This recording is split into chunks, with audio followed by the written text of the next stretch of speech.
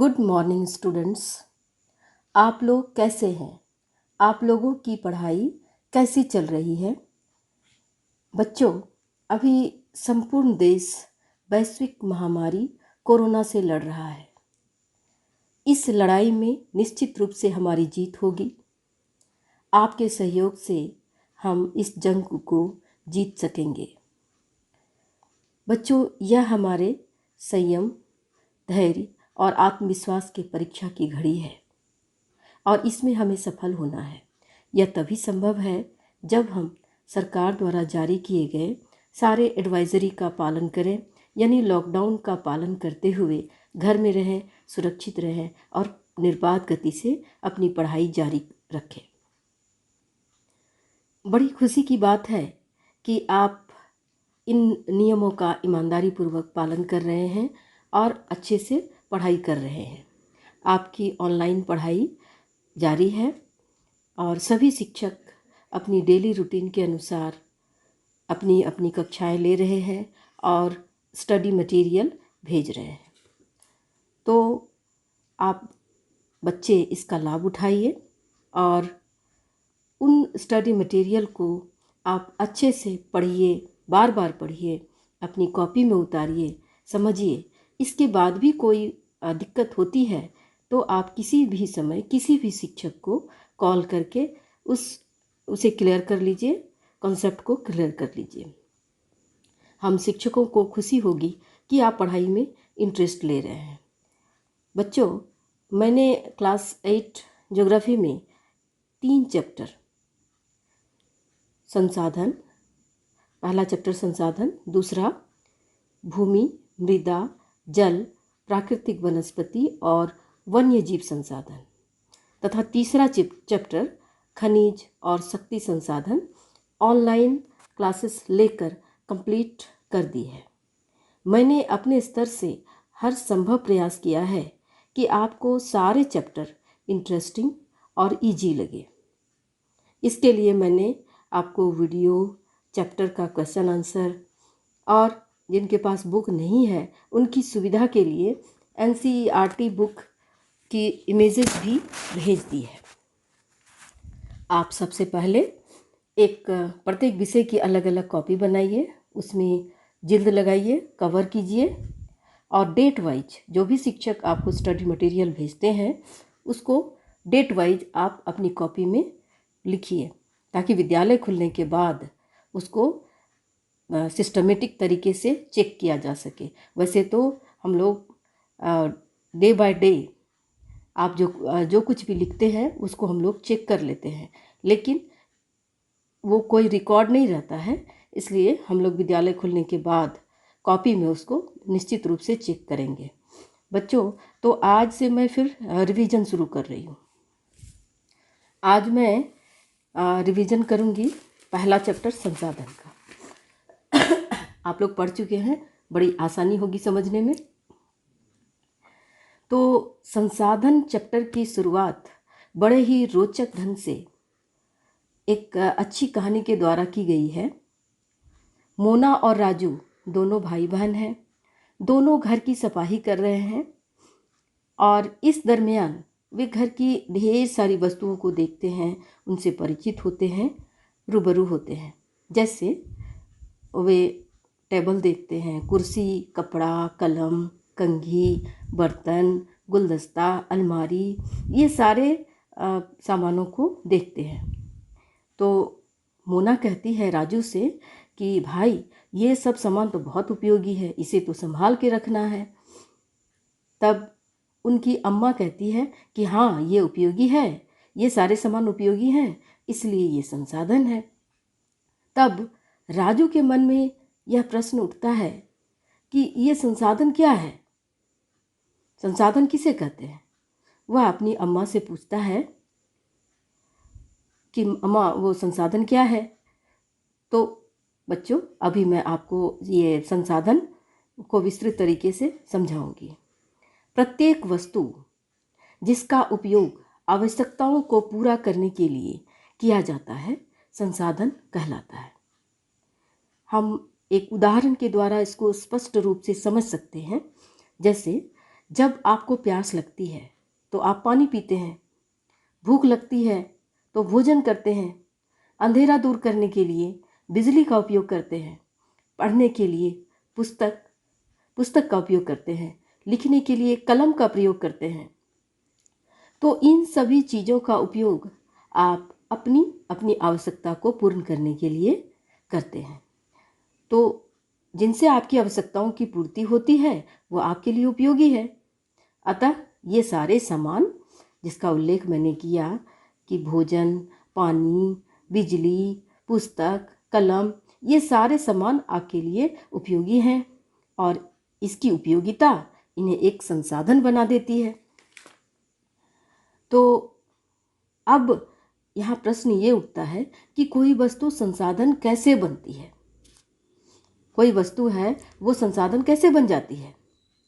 तो यहाँ मैं क्लियर कर रही हूँ, वस्तुएं उस समय संसाधन बनती हैं जब उनका कोई मूल्य होता है, जब उनका कोई वैल्यू होता है। मूल्य का अर्थ समझते हैं? मूल्य का अर्थ होता है महत्व। तो सभी संसाधन, जितने भी संसाधन हैं वो सभी मूल्यवान होते हैं। कलम, अगर आप दुकान से कलम लेते हैं तो उसके लिए आपको मूल्य देना होता है। पुस्तक लेते हैं तो उसके लिए मूल्य देना होता है। तो जो भी सामान है, जितने भी संसाधन हैं वो मूल्यवान होते हैं। तो अब आपको समझ में आ गया होगा कि संसाधन किसे कहते हैं और कोई भी वस्तु संसाधन कैसे बनती है। ठीक है बच्चों, या कोई दिक्कत है आपको? और एक बात और है कि जैसे मान लो कोई वस्तु, एक और उदाहरण देती हूँ मैं। जैसे देखो, मूल्य का अर्थ तो मैंने बताया कि वैल्यू होता है, महत्व होता है। तो जैसे कुछ संसाधन हैं जिनका आर्थिक मूल्य होता है, इकोनॉमिक वैल्यू, और जबकि कुछ संसाधन ऐसे हैं जिनका कि आर्थिक वैल्यू नहीं होता है, आर्थिक मूल्य नहीं होता है।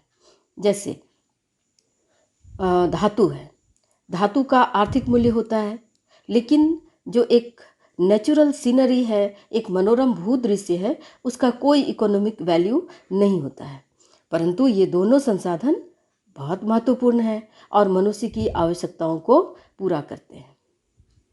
तो जैसे कुछ संसाधन हैं वो समय के साथ साथ आर्थिक रूप से मूल्यवान हो सकते हैं।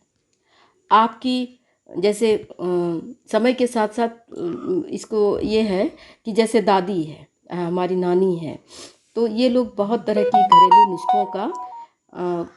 घरेलू नुस्खों का ये प्रयोग करती थी, तो जिसका कि कोई कमर्शियल वैल्यू नहीं है। जैसे कि अगर पूरे बदन में दर्द है तो उसे गरम दूध पिला दिया, या गले में खराश है तो गर्म पानी से गलगली कर लो तो ठीक हो जाता है। कहीं घाव हुआ तो वहाँ पे हल्दी का लेप लगा लिए। तो ये हमारे दादी नानी के पुराने नुस्खे हैं और उसका कोई कमर्शियल वैल्यू नहीं है। लेकिन यदि वे पेटेंट करने के उपरांत मेडिकल फर्म द्वारा बेचे जाते हैं तब वे इकोनॉमिकली मूल्यवान हो जाते हैं। ठीक है, तो ये तो आपका संसाधन हो गया बच्चों। अब हम लोग पढ़ेंगे कि संसाधन के प्रकार कितने हैं। ठीक है, तो संसाधन के प्रकार, तो संसाधन 3 प्रकार के होते हैं। सामान्यतः संसाधन 3 प्रकार के होते हैं। पहला है प्राकृतिक संसाधन, दूसरा मानव निर्मित संसाधन और तीसरा मानव संसाधन। तो प्राकृतिक संसाधन क्या है? जैसा कि नाम से ही स्पष्ट होता है कि वैसे संसाधन जो प्रकृति से प्राप्त होते हैं और बिना किसी तरह के सुधार के, बिना किसी संशोधन के उपयोग में सीधे लाए जाते हैं, प्राकृतिक संसाधन कहलाते हैं। जैसे कि नदियों का जल, हवा जिसमें हम सांस लेते हैं, मिट्टी और खनिज, ये सभी प्राकृतिक संसाधन हैं। तो ये जो होते हैं ये प्रकृति के निःशुल्क उपहार हैं, हमें प्रकृति के द्वारा मिलता है और हम इसको डायरेक्ट यूज करते हैं। तो इसमें है कि कुछ विशेष परिस्थितियों में प्राकृतिक संसाधन का सबसे अच्छी तरह उपयोग करने के लिए औजार और प्रौद्योगिकी की आवश्यकता हो सकती है। इसमें क्या है कि अब इस थोड़ा हल्के रूप में बता देती हूँ, आगे के कक्षा में और भी आप पढ़िएगा कि प्राकृतिक संसाधन को विस्तृत रूप से नवीकरणीय और अनवीकरणीय दो भागों में विभाजित किया जाता है। ठीक है, तो नवीकरणीय संसाधन क्या है? तो नवीकरणीय संसाधन वे संसाधन हैं जिनको कि पुनः प्राप्त कर सकते हैं हम, वे संसाधन जो शीघ्रता से नवीनीकृत अथवा पुनः पूरित हो जाते हैं। ठीक है, तो इनमें से कुछ असीमित है और उन पर मानवीय क्रियाओं का प्रभाव नहीं होता है। जैसे कि आपका सौर ऊर्जा है, पवन ऊर्जा है, जितना भी आप खर्च कर लो ये कम नहीं होने वाला है। ठीक है, आप हवा सांस लेते हैं, हवा की कोई कमी आपको महसूस नहीं होती है। ठीक है, तो लेकिन अब कुछ ऐसे हैं नवीकरणीय संसाधन भी ऐसे हैं जिसका कि अगर हम लापरवाही से यूज करें तो उसकी कमी हो जाती है, जैसे कि जल है, मिट्टी है, वन है। ठीक है, तो ये जल असीमित नवीकरणीय संसाधन लगता है हमें, लेकिन ऐसा नहीं है। बच्चों, हम लोग बहुत अधिक मिसयूज करते हैं पानी का, नहीं करना चाहिए। जैसे जब आप ब्रश करते हैं तो नल खोल दिए और ब्रश कर रहे हैं, दांत को रगड़ रहे हैं, उसके बाद लगातार पानी बहे जा रहा है और 2 मिनट तक आप ब्रश कर रहे हैं, 3 मिनट तक ब्रश कर रहे हैं, पानी बह रहा है, उसके बाद आप मुंह धोते हैं। तो ऐसा नहीं करना चाहिए। जितना भी हम यूज़ कर सकते हैं अच्छे से पानी का करना चाहिए। वन का भी हम लोग जैसे बर्थडे मनाते हैं या कुछ भी ऐसा करते हैं तो उसको यादगार बनाने के लिए हम वृक्षारोपण कर सकते हैं, वन लगा सकते हैं। तो जिससे हमारा जो ये विश्व की एक बहुत बड़ी समस्या है जल की समस्या, उसको हम दूर कर सकते हैं। और दूसरा टॉपिक है आपका अनवीकरणीय संसाधन। तो वे संसाधन जिनका भंडार सीमित है, लिमिटेड है, एक बार समाप्त होने के बाद उनके नवीकृत अथवा फिर से पूरा होने में हजारों वर्ष लग जाते हैं और यह अवधि मानव जीवन की अवधि से बहुत अधिक होती है। ठीक है, तो ये इस तरह के जो संसाधन हैं वो अनवीकरणीय कहलाते हैं। इसके उदाहरण में हम कोयला, पेट्रोलियम और ये प्राकृतिक गैस आदि हैं। इनका जो ये संसाधन ये बहुत ही सीमित है। तो ये अब हम लोग पढ़ेंगे मानव निर्मित संसाधन की। दूसरा जो है मानव निर्मित संसाधन। तो कभी कभी प्राकृतिक पदार्थ तब संसाधन बन जाते हैं जब उनका मूल रूप बदल दिया जाता है। जैसे कि उदाहरण के तौर पे हम ले सकते हैं लौह अयस्क को। तो यह उस समय तक संसाधन नहीं था जब तक लोगों ने उससे लोहा बनाना नहीं सीखा था। जब हमने लोहा बनाना सीखा तो वह प्राकृतिक संसाधन में तब्दील हो गया और इसका प्रयोग हम मशीन, गाड़ी, पुल, सड़क आदि बनाने में करने लगे। तो इसको हम क्या कहते हैं कि मानव निर्मित संसाधन। ठीक है, तो इसमें हम ये मान सकते हैं कि प्रौद्योगिकी जो है, टेक्नोलॉजी, वो भी एक मानव निर्मित संसाधन है। इसलिए हम जैसे लोग प्राकृतिक संसाधनों का उपयोग करके मानव निर्मित संसाधन बनाते हैं। ठीक है, तो अब हम लोग तीसरा बच गया। तीसरा क्या है? मानव संसाधन। मानव संसाधन यानी कि ह्यूमन रिसोर्स। बच्चों, आप एक संसाधन हो, मैं भी एक संसाधन हूँ। कैसे? मैं बताती हूँ। लोग और अधिक संसाधन बनाने के लिए प्रकृति का सबसे अच्छा उपयोग तभी कर सकते हैं जब उनके पास ऐसा करने का ज्ञान, कौशल और बुद्धि हो। ठीक है, तो मानव संसाधन से क्या तात्पर्य है कि लोगों की संख्या और योग्यता, मतलब उनकी जो मानसिक स्थिति है और उनका जो शारीरिक बनावट है। तो मानव को संसाधन मानने के संदर्भ में लोगों की जो मानसिक और शारीरिक स्थिति है वो ये बनाती है। ठीक है, तो इसलिए हम कह सकते हैं कि मानव एक विशिष्ट संसाधन है। ठीक है, तो शिक्षा और स्वास्थ्य लोगों को बहुमूल्य संसाधन बना देते हैं। अधिक संसाधन के निर्माण में समर्थ होने के लिए लोगों को स्किलफुल होना जरूरी है, अपने स्किल में सुधार करना जरूरी है। अतः ये मानव संसाधन विकास कहलाता है। जब हम अपने स्किल को डेवलप कर लेते हैं तो वो मानव संसाधन विकास कहलाता है। ठीक है, ये तो हो गया। उसके बाद है कि हम किसी भी संसाधन का हमें संसाधन का संरक्षण करना चाहिए। मैंने पहले भी कहा था कि हमें तो ऐसा लगता है कि चारों तरफ जल ही जल है, तो इसमें क्या उसको बचा के रखना है।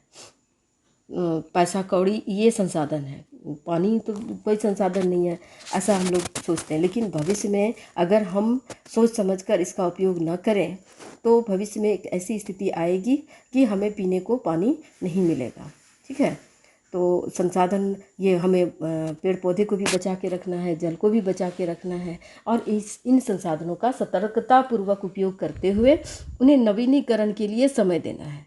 ठीक है, तो इसे ही हम संसाधन संरक्षण कहते हैं। संसाधनों का सतर्कतापूर्वक उपयोग करना और उन्हें नवीकरण के लिए समय देना, ये संसाधन संरक्षण कहलाता है।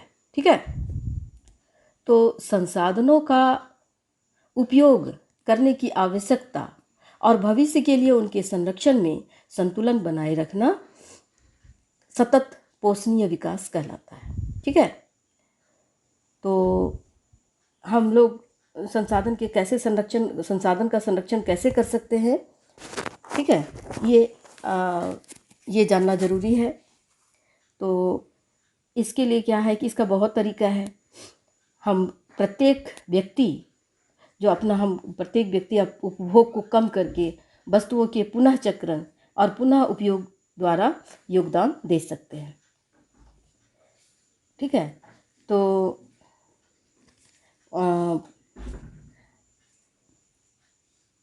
हमारी पृथ्वी और इस पर निवास करने वाले लोगों का भविष्य बच्चों इसी पेड़ पौधे और हमारा जो पारितंत्र है इसकी सुरक्षा और संरक्षण से जुड़ा है। हमेशा याद रखना चाहिए कि हमें इसको संभाल के रखना है और ये हमारा कर्तव्य है कि हम इसका सदुपयोग करें और जो पर्यावरणीय तंत्र की हानि है उसको हम लोग कम से कम करें। आप बच्चों, आप देश के भावी पीढ़ी हैं, आपको ही पूरे देश की कमान को संभालना है और देश के भविष्य को उज्जवल करना है। तो बच्चों, हम विश्वास करते हैं कि आप लोग जितने भी संसाधन हैं उसका उपयोग सोच समझ कर करेंगे, उसको बर्बाद नहीं करेंगे। तो इसके साथ ही ये चैप्टर समाप्त होता है। आपको क्वेश्चन आंसर मैंने भेज दिया है, सारे प्रश्न उत्तर अभ्यास के उसको मैंने भेज दिया है और आपने लिख के दिखाया भी है। तो एक बार आप फिर से उसको लिखेंगे और लिख करके मुझे व्हाट्सएप पर भेजेंगे, क्योंकि मैं इसी चैप्टर का टेस्ट लूँगी। आज आप लिख के दिखाएंगे, कल मैं इसका टेस्ट लूँगी। ठीक है, ओके। Good morning student.